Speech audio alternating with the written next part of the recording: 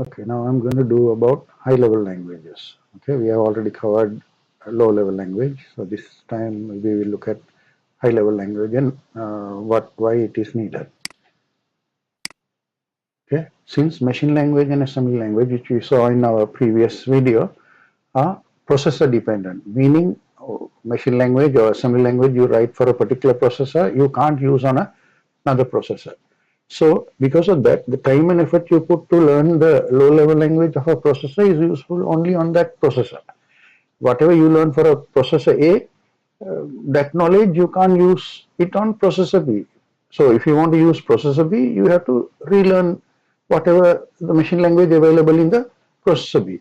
So it applies both to machine language and assembly language, because machine language and assembly language are both same, both are low level language, and assembly language only difference is it will give you more English like word called mnemonics for each of the machine language instruction. So but still it is the processor's language. When you want to use another processor, you cannot use this knowledge. This is basically what I told you. So you have to learn that new processor from scratch, because those instructions can be totally different to what you learned in the first processor.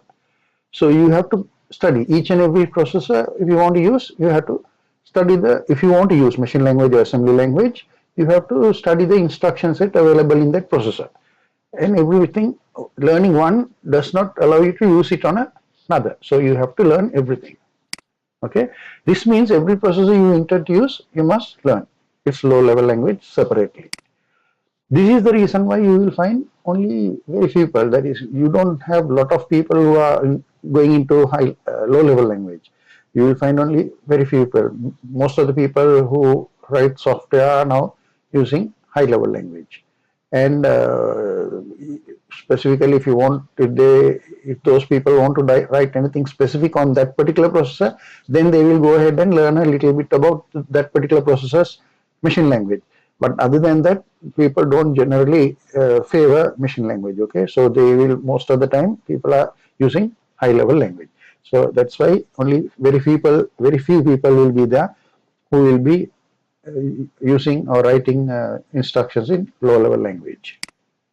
Okay, so let's see that whole problematic area through a image. Okay, let's say you have processor 1. So this will have one set of instruction that that particular processor 1 will understand. It must have, it would have been, let's say, manufactured by manufacturer 1. Then you have another processor that could be manufactured by another manufacturer. So that the instruction set in this and the first one, this one and this one will be different, because this is manufactured by some other manufacturer, and he will put whatever instructions he wants into this. The processor manufacturer who made this will put whatever instructions he wants into this one. So this and this need not be same. Same way, let's say we have another processor that again will have another set of instructions. Could be totally different to these two. And another fourth processor, let's say, that also will have again a separate set of instructions that that particular manufacturer has put into that. Then you have another processor that will have another one. So another processor, different set of instructions. Another processor, different set of instructions. Another processor, different. So this is just to give you an idea of how these processors will give trouble to the normal users. Okay, so there are, in this example I have taken 8 different processors. So these 8 different processors will have 8 different set of machine language. So if you want to go and write some software into a particular processor out of this, let's say processor 4, you have to learn the processor 4's instruction set. Then only you will be able to use that. If you want to write on processor 7, you have to go and learn the processor 7's instruction set. So learning one doesn't allow you to work on the other. Okay, so this is the problem. So since there are so many processors available, if you want to learn it, where do you start? There's so many things. Okay, so what are the general issues that you will be considering to learn the processor? One will be, maybe you might look at to see in the market and see which processor is mostly used by people. Okay, maybe you want to learn that, so that a lot of issues about that, and everything will be available in the internet because most people are using it. And so, because most people are using, most people would have put those issues in the internet, and you will be able to find out about those. Okay, so that may be one consideration. Okay, I'm not saying that is the only consideration. Some people might look for something like that to learn this process. Some others might be looking for a job, so they might. Now, this all these scenarios, if you are planning to write code or instructions in low level language, okay, so then you will wonder, okay, which processor will give me more job opportunity, because I want to join some company and do some work, okay, so which processor do I learn, which one is available in most of the companies, or specifically if I am planning to go to a particular company, what is the processor they are using, if we are planning to write coding instructions in low level language. So this is another issue you'll have to think. Then so many processes are there, right? Generally we won't have time to learn all of this. How can you learn all of the processes? And it's not useful. Anyway, if you learn all of the processes, you have to remember all of that, and then some new processor will come, you don't know the instruction set about for that.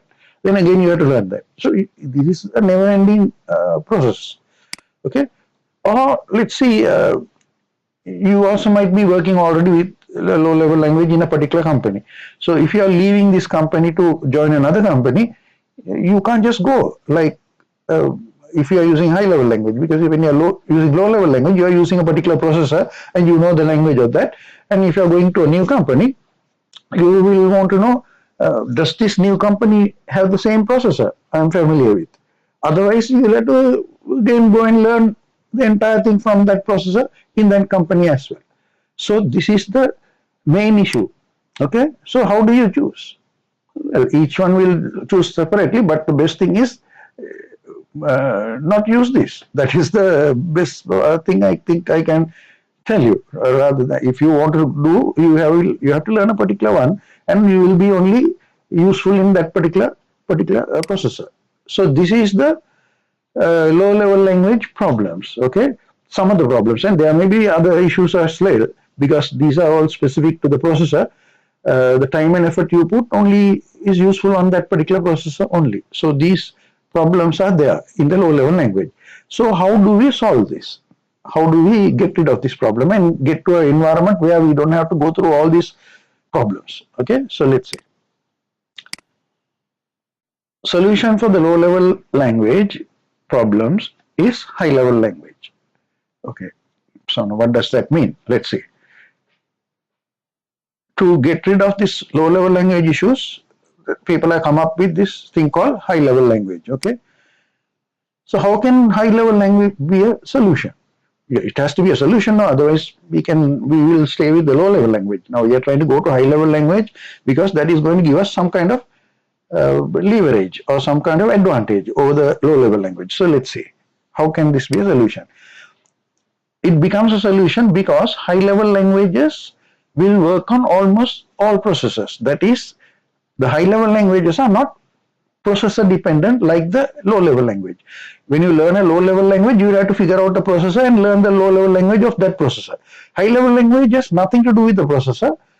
It's totally independent, and you just learn that language, and these will almost work on most of the processors. So if the problems that you had with the low level language won't be there, because once you learn the high level language, if you are changing company or if you want to look for a job or whatever the language you have learned generally will be available in whatever the processor that is available in these companies that you are trying to join. So because of that, high level language will become an advantage.